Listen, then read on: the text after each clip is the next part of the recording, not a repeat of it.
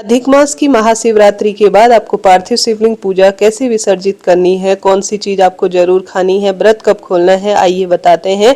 सबसे पहले एक विशेष जानकारी, अगर आप पूजा नहीं कर रहे हैं या आपसे कोई भी श्रेष्ठ कार्य नहीं होता तो कम से कम 3 दीपक आप जरूर जलाएं। एक तो अपने घर के द्वार पर, ताकि शिवरात्रि अगर महादेव भ्रमण पर निकले तो आपके घर पर प्रवेश करें और आपकी सारी कामना सिद्ध करें। तो द्वार पर दीपदान श्री शिवाय नमस्तुभ्यम कहते हुए जरूर लगाना है।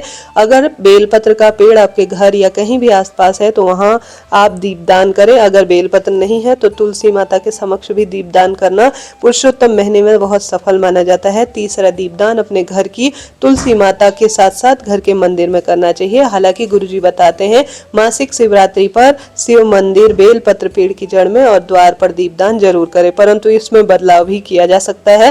पुरुषोत्तम का महीना है, पंच दीपक दान की महत्वता बताई है। एक घर की रसोई में, एक द्वार पर, एक तुलसी पर, घर के मंदिर में और आकाश की तरफ अर्थात अपने छत या बालकनी पर।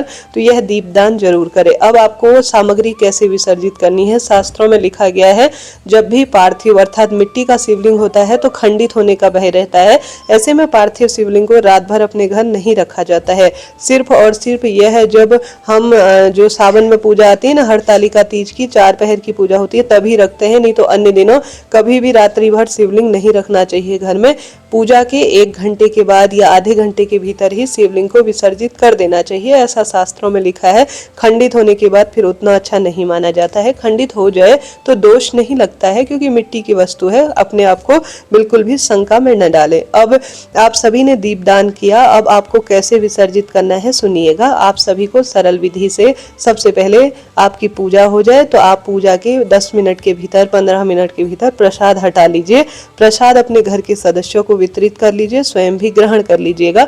प्रसाद खाकर ही आपकी शिवरात्रि पूजा सफल होगी और आपका आज का व्रत उपवास सफल होगा। व्रत किया है तो प्रसाद चढ़ाया हुआ जो है ना, जो फल मिठाई गुरुजी ने बताया, उन्हें आप ग्रहण करें, घर के सदस्यों को वितरित करें, तभी आपका जीवन सफल होगा। इसके साथ ही शिवलिंग पर चढ़ाई गई बेलपत्र को एक उठाकर आप अपने घर के मंदिर, तिजोरी या अपने पर्स में रख लीजिएगा और साथ ही थोड़ा सा बेलपत्र को प्रसाद स्वरूप ग्रहण जरूर कीजिएगा। ये रोग मुक्ति का सबसे बड़ा दिन है। गुरुजी स्वयं कहते हैं कि अधिक मास की शिवरात्रि पूजा रोग मुक्ति के लिए सहायक है और शारीरिक, मानसिक, आर्थिक कष्ट बंधनों से मुक्त करती है। तो ऐसी स्थिति में आप शिवलिंग पर चढ़ा हुआ प्रसाद और बेलपत्र और शिवलिंग पर चढ़ाया गया थोड़ा सा जल जरूर ग्रहण करें। इसे अपने मस्तक पर लगाएं, अपनी छाती के लगाएं, पूरे घर के बच्चों के नेत्रों के लगाएं और घर पर छिड़काव जरूर करें। तो अविसर्जन के पहले इन कार्यों को जरूर कीजिएगा। आपके लिए वीडियो ज्ञानवर्धक रहती हैं तो कमेंट्स में प्रभु का नाम सुमिरन करें और चैनल को सब्सक्राइब करें। अगर आप पूजन नहीं भी कर पाते हैं तो दर्शन वगैरह तो जरूर कर दीजिएगा।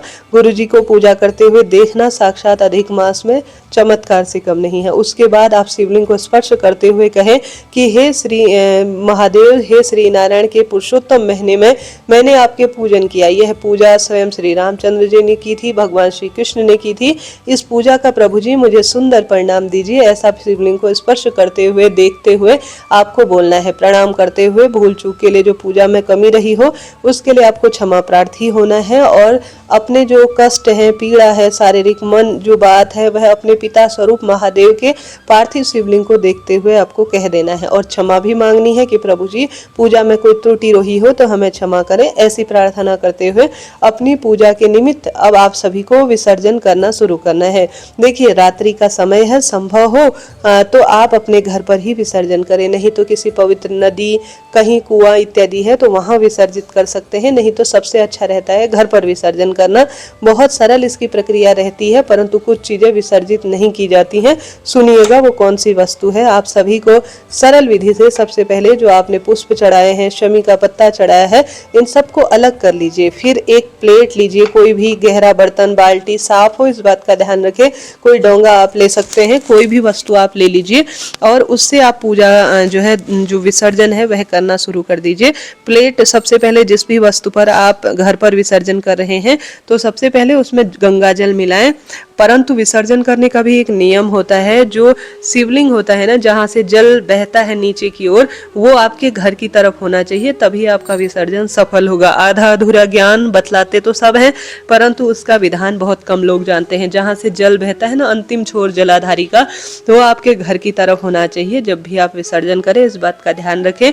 तो जिस भी पात्र में आप श्री शिवाय नमस्तुभ्यम कहते हुए विसर्जन करेंगे, उसमें थोड़ा पुष्प डालें, थोड़ा सा आप गंगाजल कच्चा दूध डालें। नदी का भाव कर रहे हैं, नदी घर पर ला रहे हैं, पूजा तो आपने की है, परंतु सही विधान से ही विसर्जन करें।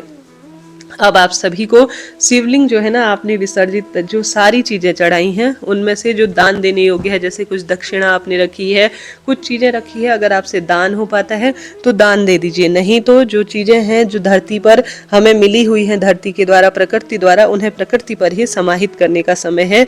अपने घर की वस्तु दिव्य ऊर्जाएं घर पर ही रह जाए तो बहुत ही अच्छा है।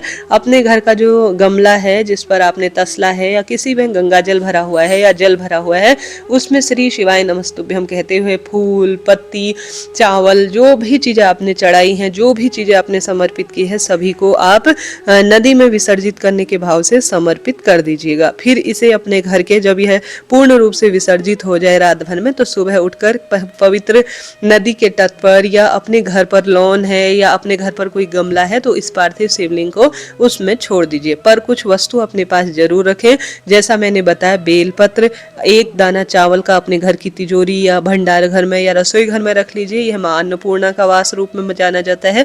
आप शमी का पत्ता भी अपने पास रख सकते हैं। चावल तो जरूर ही रखिएगा, बेल पत्र तो जरूर ही रखिएगा। सब चीजें विसर्जित नहीं की जाती हैं, इस बात का आप ध्यान रखिएगा, क्योंकि कभी भी आपने देखा होगा पंडित जी भी घर पर आते हैं, पूजा कराते हैं, वो सब चीजें अपने साथ नहीं ले जाते, सब चीजें विसर्जित नहीं करते, वह आपकी झोली में कुछ ना कुछ रखते हैं। तो वह फल हो गया, फूल हो गया, नारियल वगैरह हो गया, तो इन चीजों को आपको जरूर से रखना है अपने साथ पूजा में, इस बात का ध्यान रखिएगा। तिजोरी में लाल वस्त्र में रख सकते हैं, अपने व्यापार स्थल पर रख सकते हैं, चढ़ाई गई एक ना एक चीज आप रखिएगा।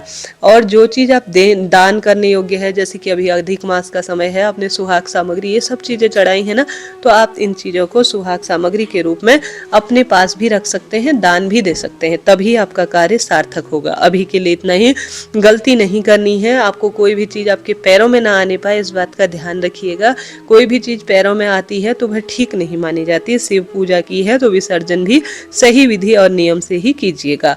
तो आप सभी को जानकारी मिल गई होगी, मैंने एक एक चीज को बारीकी से आपको बताया है। सारी चीजें गल जाती हैं, मिट्टी में ही रह जाती हैं, कोई दिक्कत की बात नहीं है जी। इस तरह से यह मैंने आपको बात बताई। फिर भी कोई चीज़ रह जाए तो आप पूछें। चैनल पर सभी वीडियोस आ चुकी हैं जो कि आपके काम की हैं। अभी के लिए इतना ही। हरे कृष्णा, श्री शिवाय नमस्तुभ्यम।